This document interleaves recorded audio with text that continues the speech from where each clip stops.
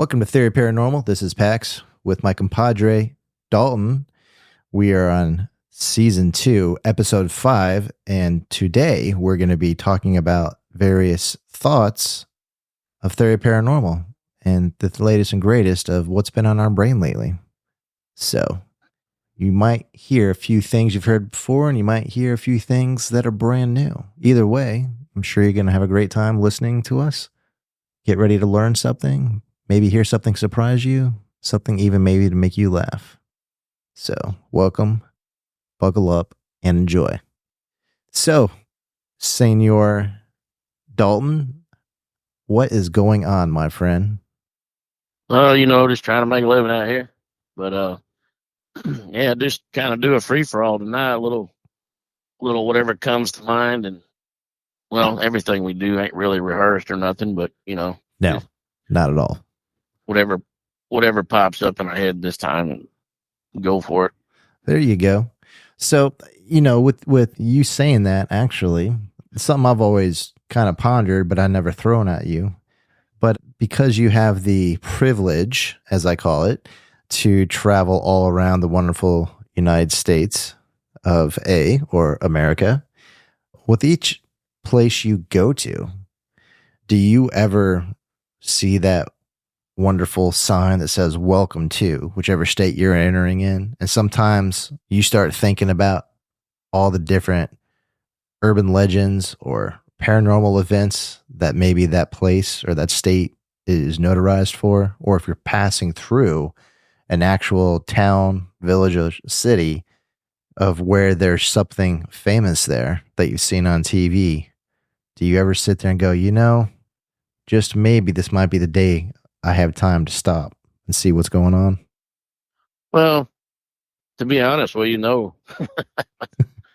too busy, working and, trying to, pay attention to what's going on around me with cars and stuff, being that I drive a truck. So, but I have been, I've made some deliveries by Sloss Furnace and then, or Waverly Hills.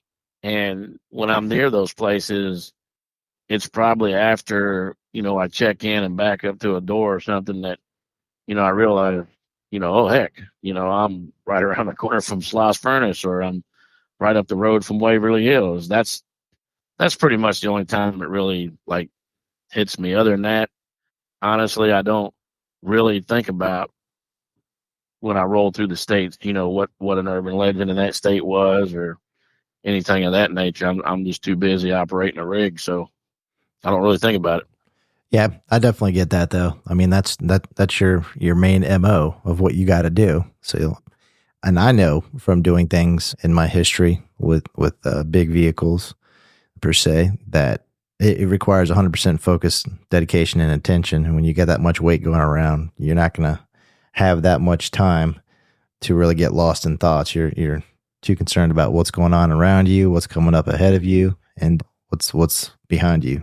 So, but yeah, I always we get lost in thoughts and stuff, but not kind of the thoughts we really want to get lost into. It's usually, well, what bill am I going to pay this week? It's yeah, definitely. Trust me. I think I don't even don't have any fun thoughts. I don't have to drive, and I still get lost in that thought, man. So, but yeah, well, I think everybody does today. I think that's just the norm today. Yeah. One of the things I was always thinking about that I always find interesting is sometimes if and when it hits me and I decide to watch any type of show that's on TV or one of the many apps now as you can have on your TV or cable or wherever, and it's going to be a show that's a variety show about, mysteries or oddities, or maybe themed about urban legends, or maybe about the paranormal or experiences or ghosts or things like that. It's always interesting to see what is conveyed or said. But then the other aspect is what technology is used, or what things maybe that aren't technology based that are innate objects that don't have any processors in it or any silicone or any type of computer chip or electronic aspect of it. It's just a generic run of the mill, something simple like a ball. And what I'm getting at is with how we are in society now, as you know, everything is wrapped around technology, even the smallest little detail. It's somehow infused with something. And I think it would be more interesting to see a high-tech show that utilized technology to really hone in on maybe doing an investigation or exploring a part of the paranormal process that other shows just don't do. I mean, I get it's about entertainment. It's about a hook, trying to get people's attention and all that. I fully get it. But it's always the same type of stuff you see. Now, there have been some shows that have utilized a lot of technology as the seasons progressed to try to yield different answers and stuff, which was pretty cool. One particular show I'm thinking of, but unless you got deep, deep pockets, a lot of this tech is off the shelves for, average America, just because it's specialized. So I personally would like to see a show that just is able to maybe repurpose things that people never thought about introducing to the paranormal world to see what works, how it could be utilized. I mean, I'm not going to say every piece of technology is going to work, but for instance, back in the day, when I was a kid, and a lot of people use this, there was this little box that you could take these plastic pieces in and plug it in the holes, and then you'd flip it on and make a design and it will light up. There you go. Something simple like that. But I actually think that somebody does use the light bright. I think I've seen them use it once. There you go. In a show. But when you talk about technology, man, there's been a couple of shows that that we watched that ain't around no more that used to use different types of medical equipment and machines to read your aura or do whatever. But you look at us like at May Stringer House, man. If I could afford to bring sonar out there, ground sonar, and just scan the property to see if we can really find Morena and the kid buried out there, that's what you're going to need to do. And I just like you said, there's some stuff that's not in the book for us, or anybody else. Now the shows, they can get stuff like that because a lot of times it's somebody donating their time, doing it for free to get their name out there because they're going to be on TV. It's not all the time that the TV show is paying for that, but it's a shame that some of them shows tried to go that direction, and those shows for some reason didn't make it. And now you just got the shows where it's the same stuff: video camera, flashlight, K2. Oh look, the K2 lit up. Oh look, the flashlight lit up. Oh, we caught this shadow figure running across the hallway. It is the same basis, and it would be cool to have a show. Now there was a group. There was a group that came out with the SLS camera. Yep. Which is basically an Xbox tied to a tablet. Yep. And it does actually sort of work. I'm still on the fence about it, but I think it does work. It still does. Right. So, and then there was another show. They created a Faraday box, basically trying to catch a spirit in the box. Now, can you explain what a Faraday box is? Not really. A Faraday box is nothing more than just a metallic type entrapment device that's able to keep things cordoned off from the rest of the environment. So if you just imagine walking into a room with a door and that's it, that's pretty much how it is. Once something gets in, it can't get out. unless it's done the correct way. And that's where people will put their cell phones in them and different things. They don't want to be affected by the electromagnetic principles or different energies if you're into metaphysical stuff or things of that nature to keep things. Like even, you might even heard of a EMP blast. Well, they'll build specific things that will protect all the electronics inside and shield it from an EMP blast, which I can attest to on certain things that I've done in my life and career or careers. So that's how those work. I do. Right. And I kind of figured that it's just a trap because, spirits and entities are a form of energy. So they're trying to trap this energy in this box. I do know that, that the Faraday cages are named after the scientist Michael Faraday. I believe they was construction back in, what was it, 1835 or 1836 or something. Where was Tesla? He That's all I created got to one. say. Where was Nikola Tesla? Well, yeah. Well, you get Tesla to make one today, we might catch something. I don't know. Yep. But it's an electrical field that causes electrical charges within the cage, conducting material to be distributed in a way that cancels out the field's effect inside the cage, basically. But yeah, it's kind of a phenomenon that can be used to protect sensitive electronic equipment. But anyway, the the the thing is, this group they supposedly built a Faraday cage, and episode after episode tried to catch a spirit and trap it in this Faraday cage. But I think I think unless it was the hook, but they might have came close, and then somehow it got out. So if it got out, then obviously they didn't build a cage right. But I don't think they ever truly caught anything in the actual Faraday cage itself. But it, to me, and I was one of the people. I would watch the show because that's what they were trying to do, and I was actually watching it to say, hey, are they actually going to catch a ghost, which they never did. So after a while, I got tired of watching them do the same thing all the time, and then I just stopped watching the show. So yeah, again, the hook for them was the Faraday cage. Yeah.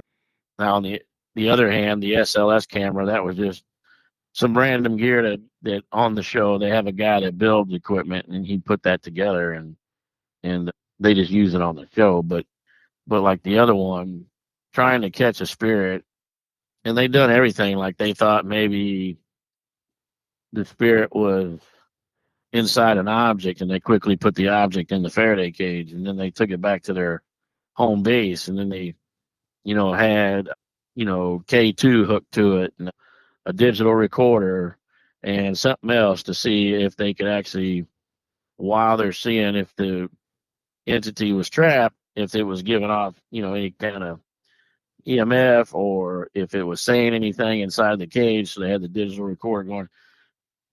It's a big hook. It was a big hook, and it hooked me because I wanted to sit there and actually see if they were able to catch one. And in the back of my mind kept telling me they're not going to catch anything.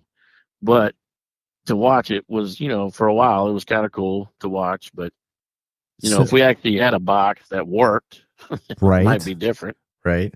So when you were talking about the SLS camera, just to chime in there, that stands for structure light sensor. Now, the easiest way to explain it to anybody that's never heard that before is it's basically a camera that can look at anything in the environment. And I want you to think of a stick figure. If you were to draw a stick figure, 2 arms, the body, the hands, and a little face. That's basically what an SLS camera does. It uses mapping software, algorithms, math, all that stuff that make me fall asleep. And it puts together an imagery. So if you're recording something or having it just pointed at a direction and it is able to pick up a form, it will then show on the screen a stick figure or a semblance of something that it's able to detect. And then us being humans can go, oh, look, that black mist isn't a black mist. It's a stick figure. metaphorically speaking, of course, through the SOS system. So that's how that works.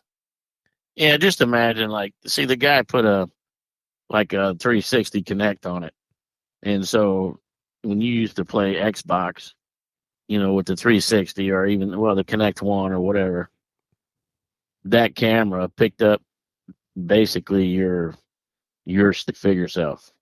So your movement, would control the game, basically. Yep. So he kind of, it was kind of a brilliant idea, I guess, to come up with something like that, and then figure, well, if the Connect, the Xbox Connect, can pick up your figure, and entities are pretty much an energy, then how about we hook this up to a tablet and create some kind of software, and then it picks up the ghostly figures, but yes, they look like stick figures dancing around. Yeah, and that's just the way it's programmed, is a stick figure. I mean, they could have programmed any imagery that they wanted, and it would show a smiley face if it picked up a big enough mass. But yeah, I think technology-wise, that type of technology, there has been things that have already existed that predate that, but on a commercial level for entertainment, that was innovative and brand new for the market back in the day.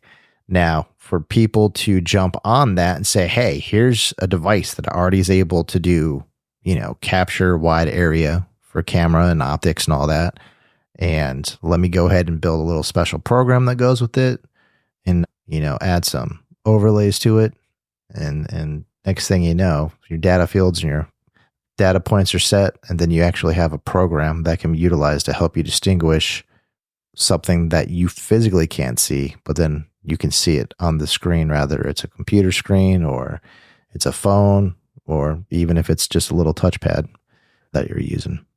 So yeah, I'm definitely digging that piece of equipment. It's we went to the May Stringer house, and the guy there that was hanging out with us while we were investigating, he was, at first they brought that out, the team that he was kind of just walking around with, they were at another location and they brought it out, and he was a skeptic about it. He's like, all right, what's this thing going to do? And he showed me the video of him standing there, and I think it was his wife or somebody, girlfriend or whatever, that they were holding it in their hand, and she's like, oh Lord, look, there's something right in front of you. And he's looking, and he's like, well, I don't see anything. And she goes, no, it's right there. So he was doing things, and the thing was mimicking, and finally he just goes, give me a high five, and he held his hand up, and the thing high-fived him. And he didn't do it like once, he did it like 3 or 4 times, and the thing kept high-fiving him every time he asked, like, high-five me again. And it like the arm was on its side, and then all of a sudden it raised its arm, and you see where it smacked his hand in the camera. So it's one of the few instances that, kind of make me believe the thing does work, Yeah, I mean, I could definitely see that. It's interesting because you can use a piece of technology for your whole life and it serve one function or purpose. And then that one day you have that aha moment where you just look at it and then you're like, I could use it for this. And it doesn't have to be paranormal related. It could be for something else. And it could be like such an epiphany. And you're like, oh my gosh, why didn't I think of this earlier? This is like making this other process so much more easier, enjoyable, simpler, or it takes away time, reduces time for something that you were doing. And sometimes I'll do that. I'll look around the house. It's kind of a game I'll play, and I'll be like, can I use that in an investigation? Can I really apply this trying to assist if I was to do, a private investigation somewhere for an effect to give me some sort of outcome that might act as a trigger object or act in a way to where it's fruitful, to where I can say, hey, I was actually able to use this. And it's a game that doesn't yield a lot of great answers, unfortunately. You think you have a good idea. It's like, hey, I just found an idea, that'd be a great invention. And you go run it to your friend and you're like, hey, guess what I found out? Guess what I came up with? And you're all excited. And then they look at you and they're just shaking their head like, no, it's already there, man. It's already been invented. And you're like, oh, okay. And you walk away just like, I got to do better. But Well, that's the thing. There's so many things out there. You don't know what's been tried or, I mean, these shows, they show stuff, but they don't show all the stuff that they've tried. no. And I mean, it's like, okay, it's, I don't know, man. I just like, I see something. I'm the same way, even in a store, I'll see something and I'll be like, oh, well, maybe we can use that, like that little ball I used where you bounce it on the floor and it lights up, when it hits, when it impacts the floor, it lights up. So yeah, I still have it and I still try to use it because I figure if I can set it in the floor because it has, let's say, four or five, six lights inside it, and they're in different positions.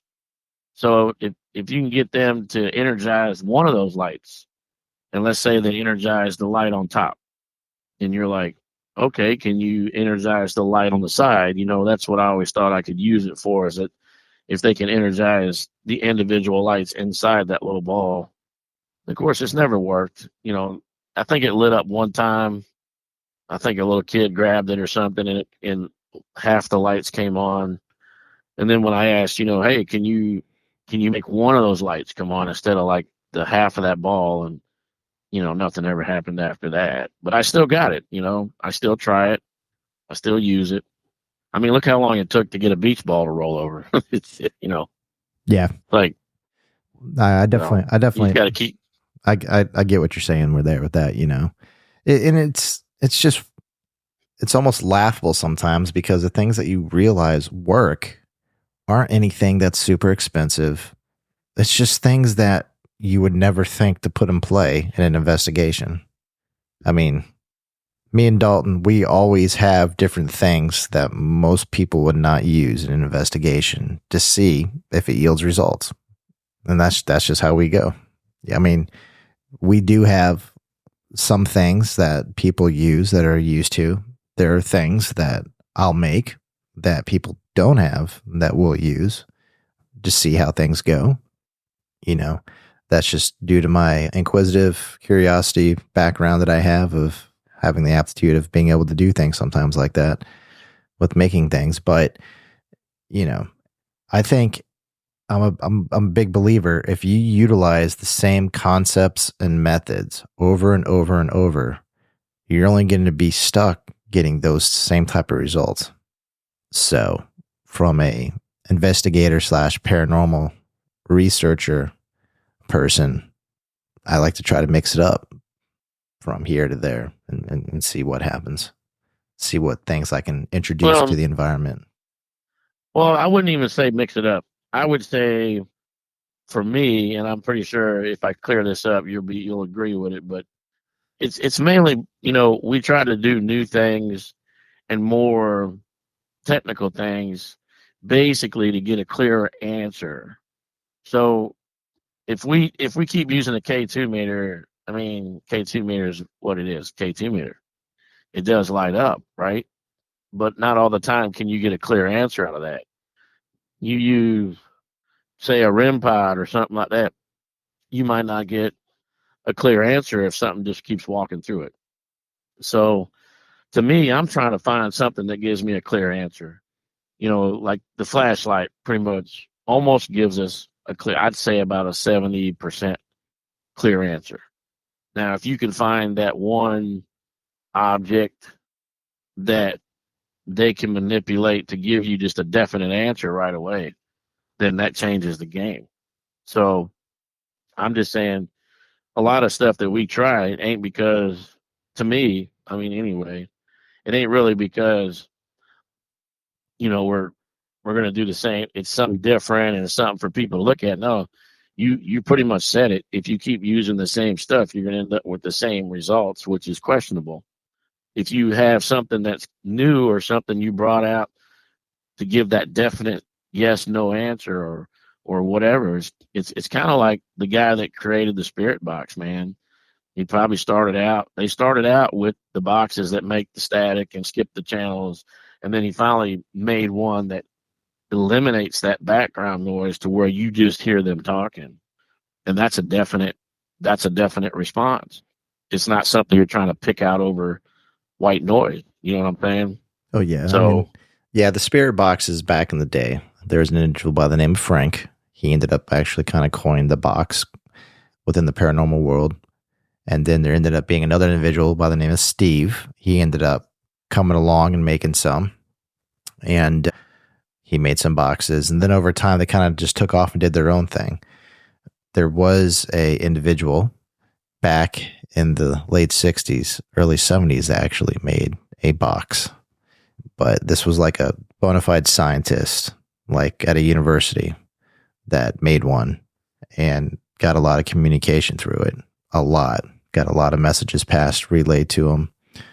And from my, at least, educational purposes, when I used to do a lot of research into EVPs or ITCs, communications and so forth, that's kind of where it all started, of it coming out and being first real instances of documentation for utilizing a box that can do different things that can yield some sort of answers back, which I thought was pretty cool.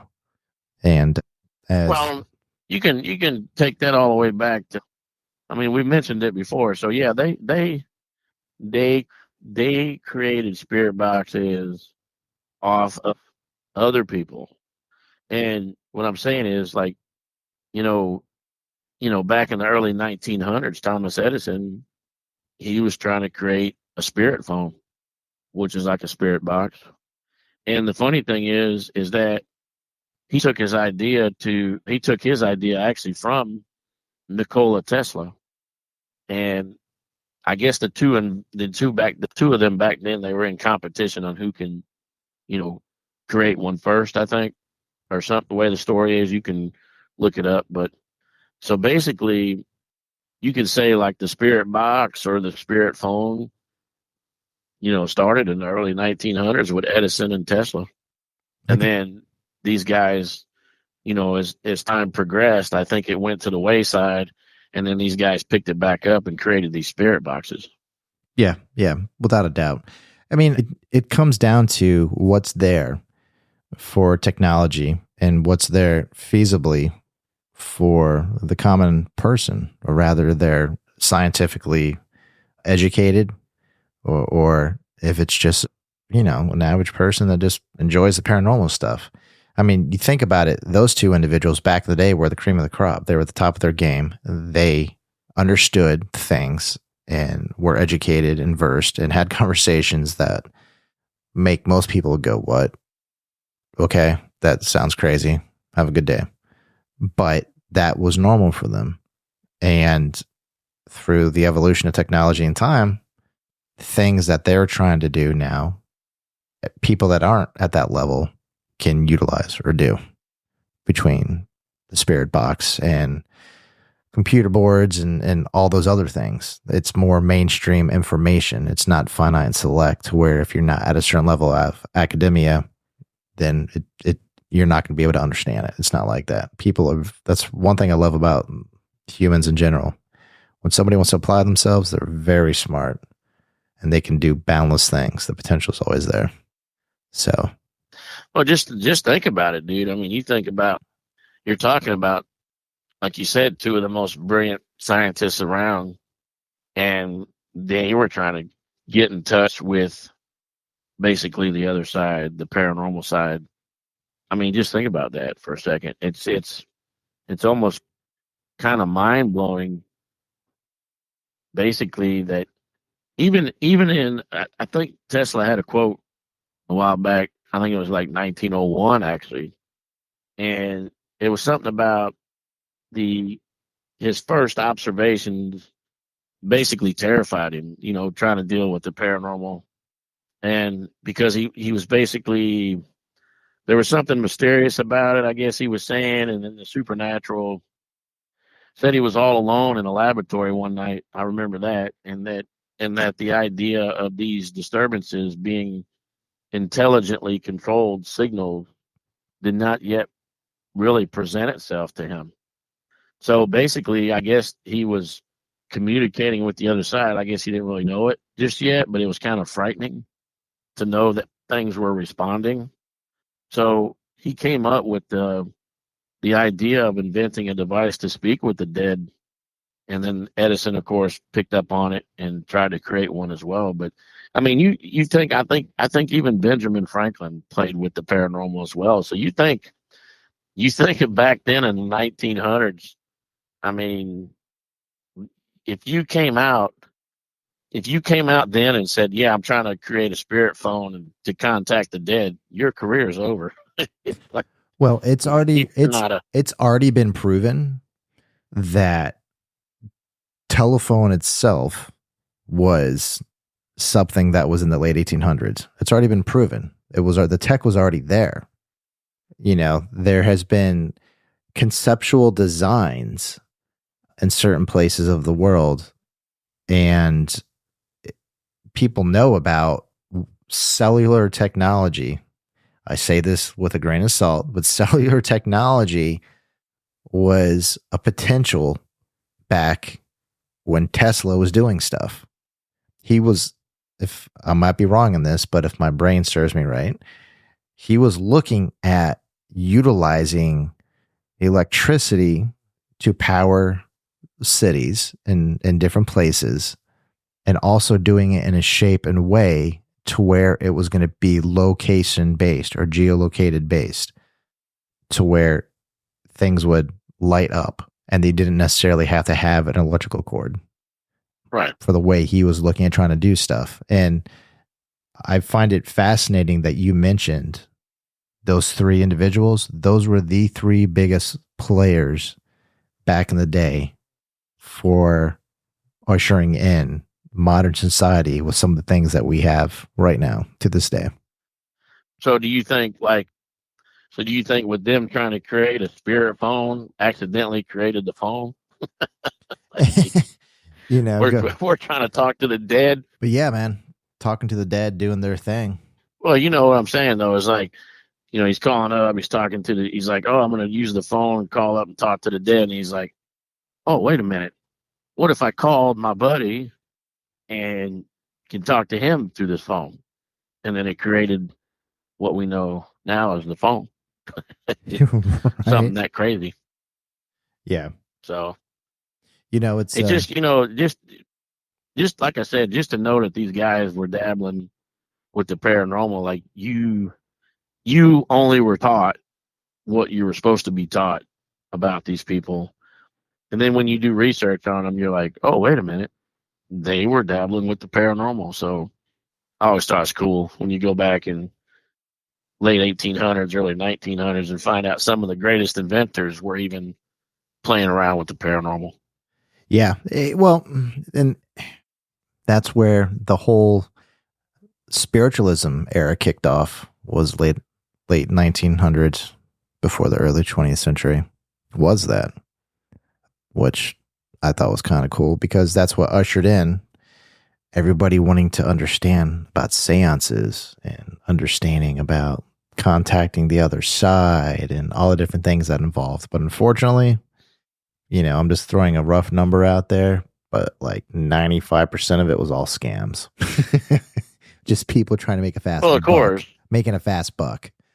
You know, Of course, but then you had the real ones, because I mean you could take it back further than that. I mean, witchcraft, seances, all that stuff happened way a long time ago. And then you got the Salem, you know, the Salem witch hunt, which a lot of them people probably hung a lot of innocent women thinking they were witches just because of something weird was going on, or maybe something they said was weird, or something they thought was weird.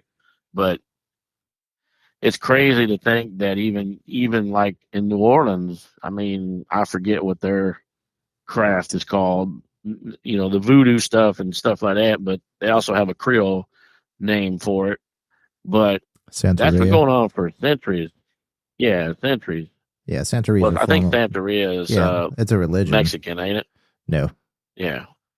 So, but you know, like I think Santeria is Mexican or whatever. But it's but think about how long it's been going. Like if you go and do research on each individual, I don't want to call it paranormal thing, but just the seance, and then some of those, like you said, were an actual religion. I don't really want to get on the religion base, but some of them were actually a religious deal. Like if you want to just say a cult type deal, if you go way back, man, it's been going on for a long time. It's just people back then didn't want to come out and say, hey, I'm a psychic or I'm a medium and I can tell the future or I can, speak with the dead, because they'd string you up.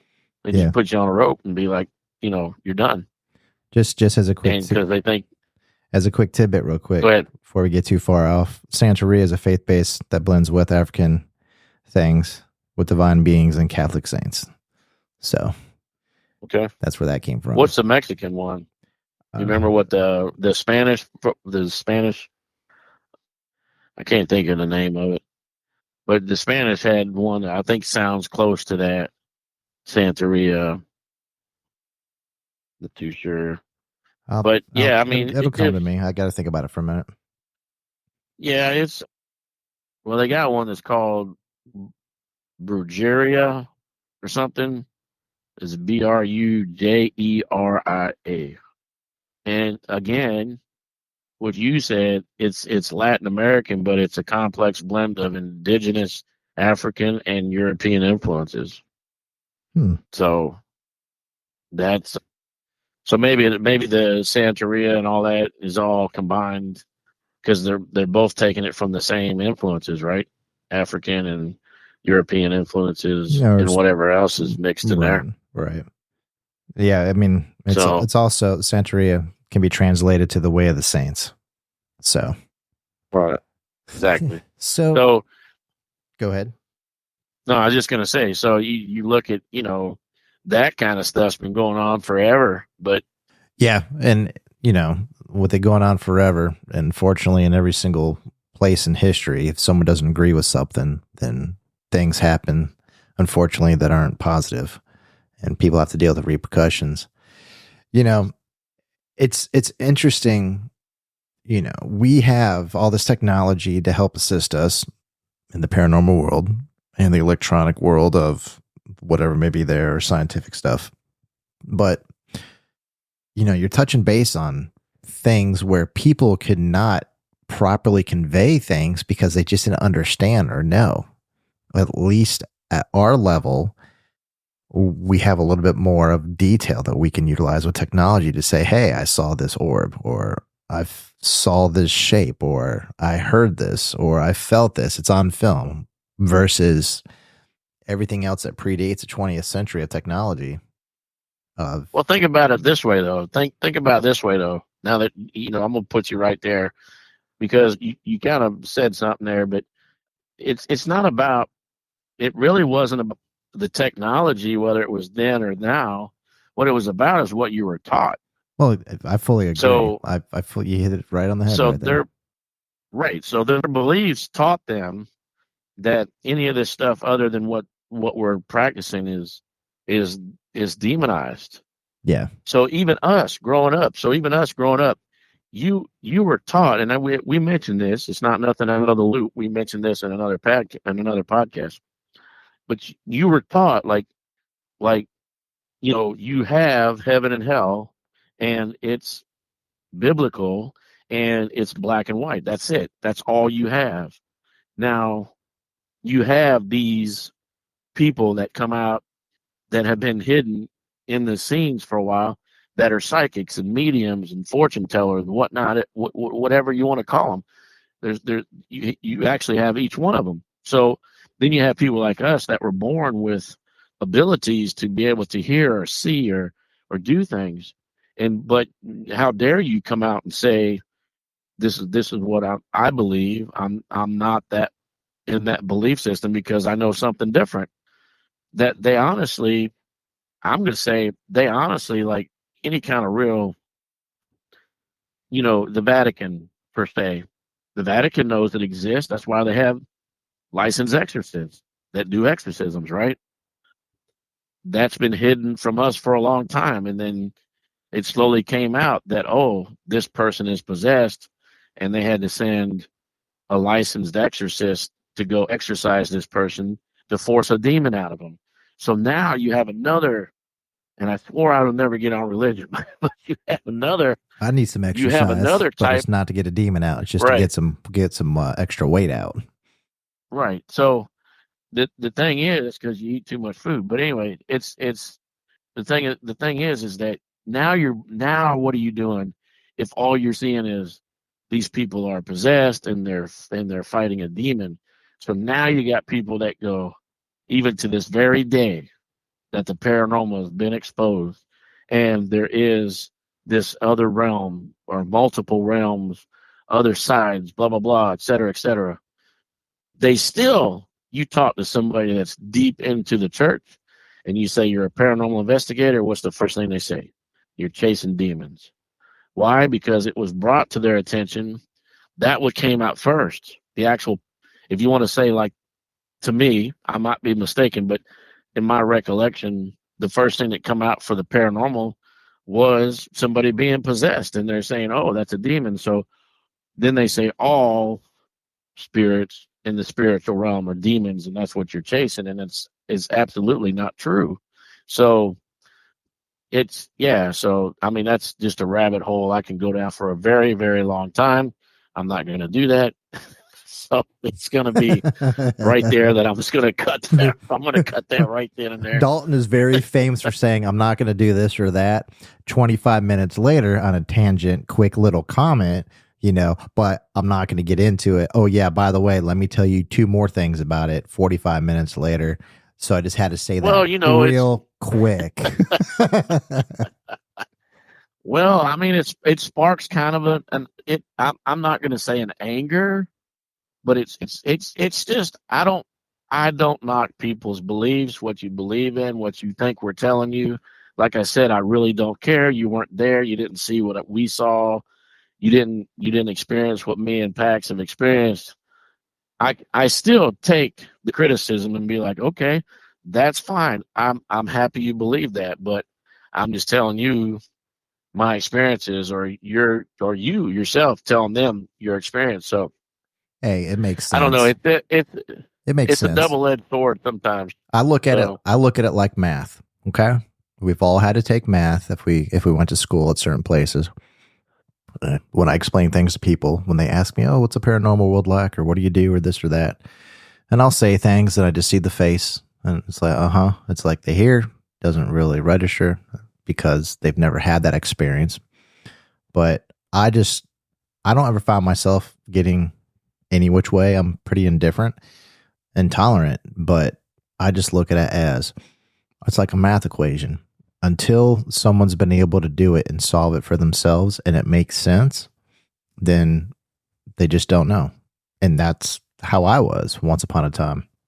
The most logical person. Yeah, but like I've said, go ahead. Well, like, I hate this headset sometimes because sometimes there's a delay. But yeah. So my thing is, though, is like, you'll get people that go, well, I've never. Third time, here we go. Go ahead and make a long story short. Yeah.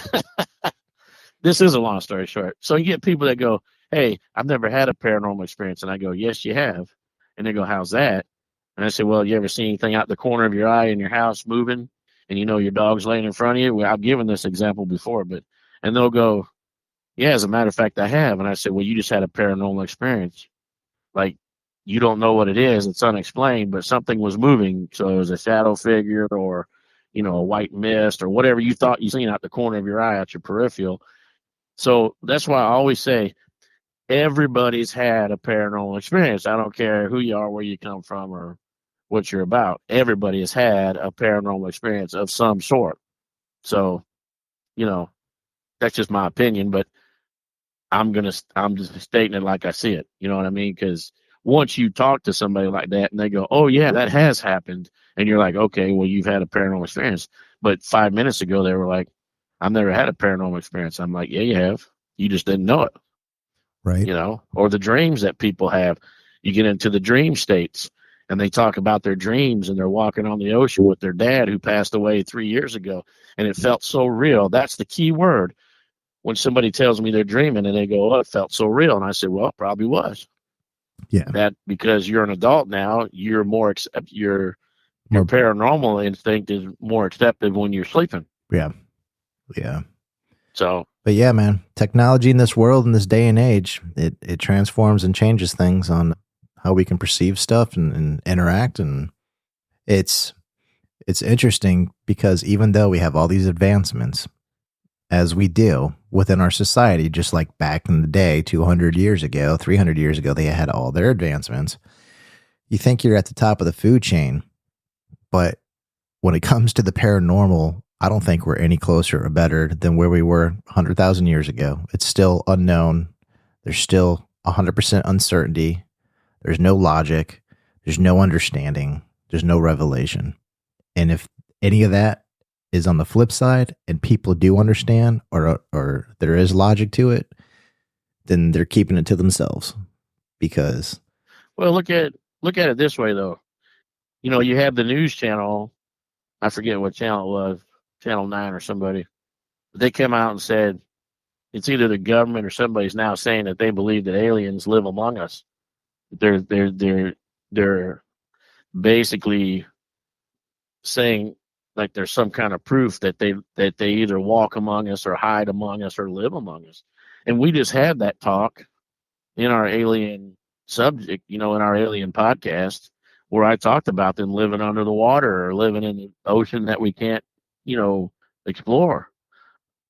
So, we have the technology. Yes, we have the technology to go find Bigfoot if we want to. I mean, they could take satellites and just scour the northwest part of the United States up in California and Oregon and stuff and actually see if they can find something, because those satellites are capable of zooming in right to the object to where you can clearly see what it is. But will they do that? No, because why? Because what happens, you'll have probably 65-70% of this country freak out over that there really is a Bigfoot. Or if they showed you a real alien on TV, then you're going to freak out, which eventually I believe that's coming. Like that's coming because you've seen so many alien movies and stuff to prepare you for the fact that when they show you an actual alien, you're just going to be, it's like oh, well, we're eating dinner. That's good news, kind of thing. You're not going to jump up and get all excited and be like, oh my God, pack your things. We got to go to the bunker. You understand what I'm saying there? It's like, we have the technology to do what we want to do. They just won't do it because I believe it'll freak people out. I mean, it's still, when I talk to people about the paranormal or explain things or talk about things that I've seen or dealt with, they get a little freaked out about it. They're like, really, dude? And I'm like, yeah, man. And they're like, and you still do this? And I'm like, every day, all day, any time of the week, it doesn't matter. Well, I will be there. Well, that's the thing I've always said about the paranormal world, especially concerning me and you. I mean, decades that this has been our life. And I don't want to say we're desensitized, but we're used to it. So it's no longer a wow or shock factor. It's kind of like, this is different, or this is new, or that never happened before. And it's not to say that we don't find the paranormal world fascinating, at least from my perspective, or not interesting. But I think this applies to anything anybody does in life. When you get saturated enough by something, whether it's a job or a hobby or something you do, you get to a certain point to where it loses its luster and gleam a little. And you're just like, okay, that happened, versus being like in the very beginning when you're like, oh my God, that happened, and you take it with a grain of salt. I still get like that though. Yeah. Like I'm in the dark silently going, yeah, that's what we came here for. I would use one word for that this one word, I believe this one word, it will always be there because we will never not be that. And that's intrigued. Yeah. That we are intrigued by this. And I think that's the key word to why we keep doing it, because you constantly are intrigued by the new stuff that you find, or the new science behind it. What they're giving off, or what kind of EVPs. What's the hertz, the megahertz, or whatever that you're into this scope. But you know what I'm saying? It's like, oh wow, this is a whole nother level right here. Yeah. Or if we hear somebody, there's always going to be something new and different, no matter you think you know something. So a new revelation comes out, or new data point, or some new metric that you never considered or thought of or realized. And then it might add that much more definition or level to what it is that you're trying to learn about or do. right. So it always keeps you intrigued. Yeah. Yeah, it always keeps you intrigued. So we're talking about equipment. So I'm going to go to an urban legend real quick.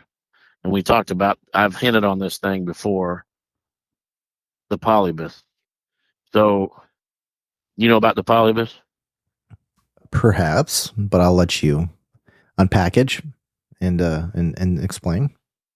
So we were talking about equipment and technology and things of that nature. So this is supposed to be fictitious, an urban legend, but I think it kind of happened because there was plenty of witnesses. This happened in Portland, Oregon, and it was an arcade game that was built. And basically, it was a crowdsourced psychology experiment based type arcade game. And so the Men in Black, they said the Men in Black would come, and basically it was for data mining purposes. So basically this game, and by you saying the Men in Black, you're just referring to some organization that's out there. Right, some government organization. And what they did was it was done in 1981, and it was supposedly produced intense psychoactive and addictive effects in the player. So there was like a subliminal message behind the game that when you're playing it is entering your mind and you don't even know it. So what it did was, it was basically a very popular game. I think there was 2 locations, and they had 2 different consoles, stand-ups that they had.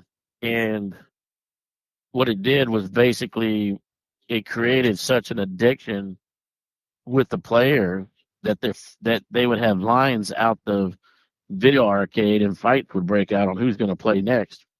Now, these so-called Men in Black, who collected unknown data from the machines, allegedly was testing the responses to games' psychoactive effects on the players.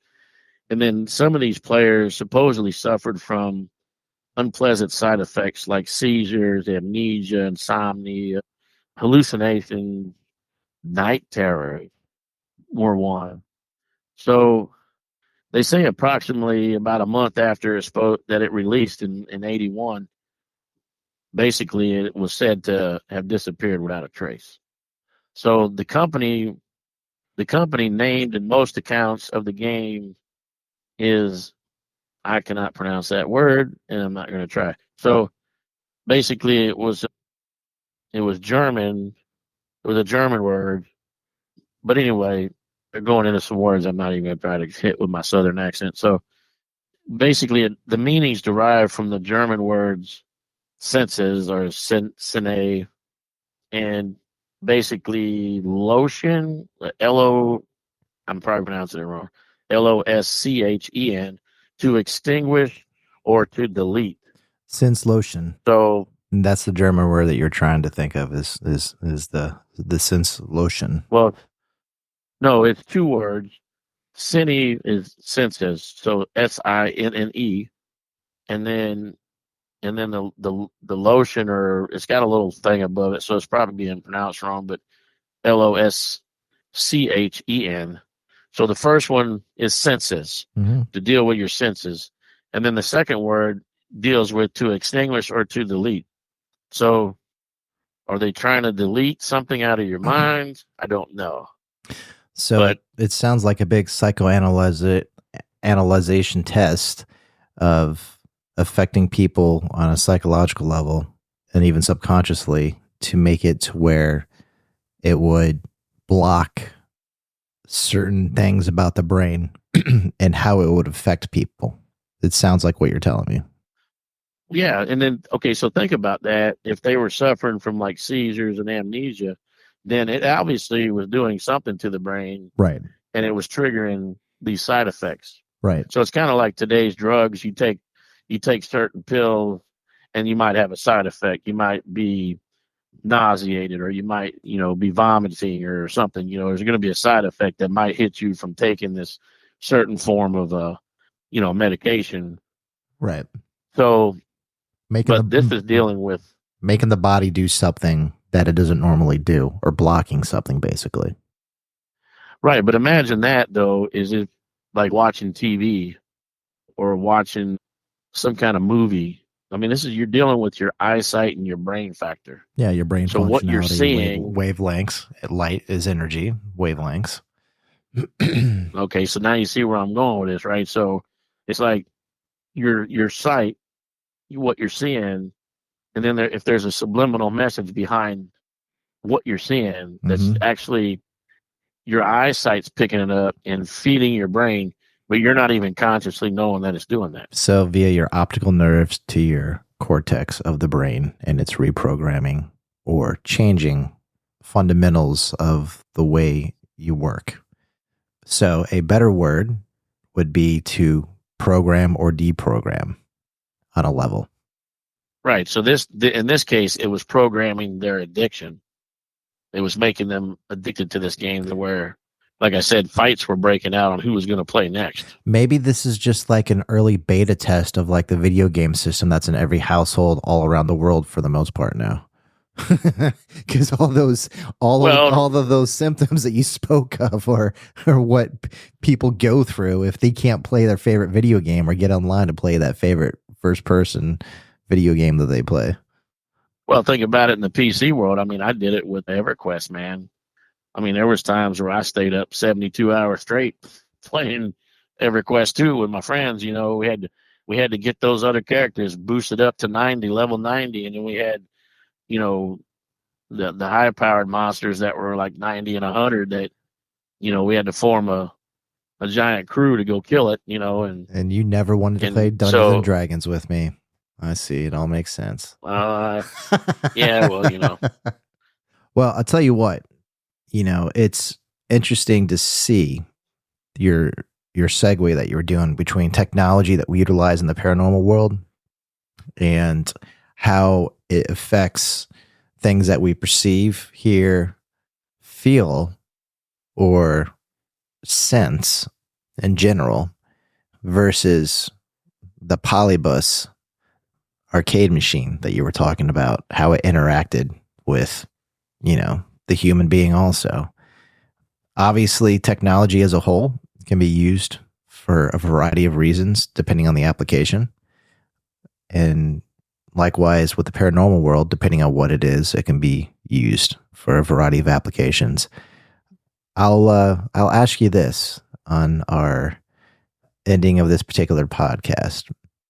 As far as it goes, what is your favorite piece of paranormal technology and why? Mine is going to be any type of device that is modified or made to where it can receive otherly worldly communication, as it's called, via ghost box or whatever, and you can actually hear voices or words from the other side, just because that blows my mind away. That's my favorite. What about you, Dalton? Yeah, I mean, I don't know if I really have a favorite. My favorite thing, I don't know. I don't think I mean, the millimeter is probably one because of the story behind it. I would say the spirit box, but a lot of times if I can get the spirit to actually manifest a voice that we hear with our own ears, of course, is the golden goose. So I don't know, man. I just I like all types of equipment. The digital recorder has a really good purpose for EVP purposes. Spirit box, we already talked about what that does. The millimeter has multiple functions between temperature, EMF, and also has a sensor on it. So if they walk through it or touch it, it goes off. Laser grids are great. If you got a camera set up the right way, I mean, a laser grid, you can catch a figure walking through if you're trying to catch shadow figures. I do have the other deal that we have not taken to a investigation yet, but we will. And you know what the one that is, I'm sure. Mm-hmm. I'm not going to mention it on here until I actually use it. But yeah. So you just but I would say, you like a little bit of everything. Then it's not necessarily just one particular item that beholdens you or that you are all about. No, I like what works. I mean, if the flashlight obviously works, I'm going to use a flashlight. K2 is hit and miss because cell phones can affect it.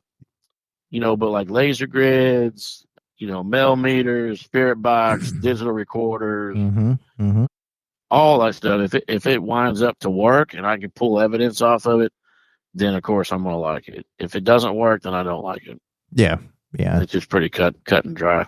Yeah, most definitely. But I don't really have a favorite. Let's just say that. I mean, we've talked about this before in another podcast, and I kind of mentioned a couple of things that might have been my favorites. But the more I think about it, man, it's any utensil I can use to basically gather information, whether it be for ourselves or for a client if we're doing a private investigation, and it's feeding me the right kind of information. I mean, heck, dude, the ghost radar on the phone, it's a novelty, it's a toy, but it works and it gives me information, and I'm not gonna say anything other than that. So that's why I like it, and it stays on my phone. Yeah. Yeah, there's lots of things out there that work sometimes. Sometimes they don't do anything. I think a lot of it's situational. So. And it is situational. I was going to say that it's probably situational because sometimes we can take the norm and none of it's working, and we take something outside the box and it works. It just depends on what they want to play with or what they want to, feed their energy through. Oh, yeah. Well, this concludes. Well, before we conclude, I also want to mention something else to give everybody a thought process here. Sure. I was going to bring up the dogmen segment, which we can talk about in another podcast, but just to throw it at you, though, as a thought process, not to get a response or anything, but everybody talks about the dogmen, and there's, of course, a lot of like the top 10 sightings are basically in the north segment, like mainly Wisconsin, I believe, and there's some in Michigan, or more in Michigan than maybe Wisconsin, but then there's also a couple in Minnesota. But the dogmen, what have we talked about in a prior podcast that deals with basically dog people? Skinwalkers. Skinwalkers, yeah. I was about to say that. Okay, so skinwalkers, they say that skinwalkers always turn into a dog. So my thing that I want to leave you with is this the actual finding, or because nobody's come out and said what are dogmen, what exactly are they? They don't know, right? So is this the actual finding of dogmen? That dogmen are just straight up skinwalkers? Something to leave you with there. It's like the $50 million question. Yeah.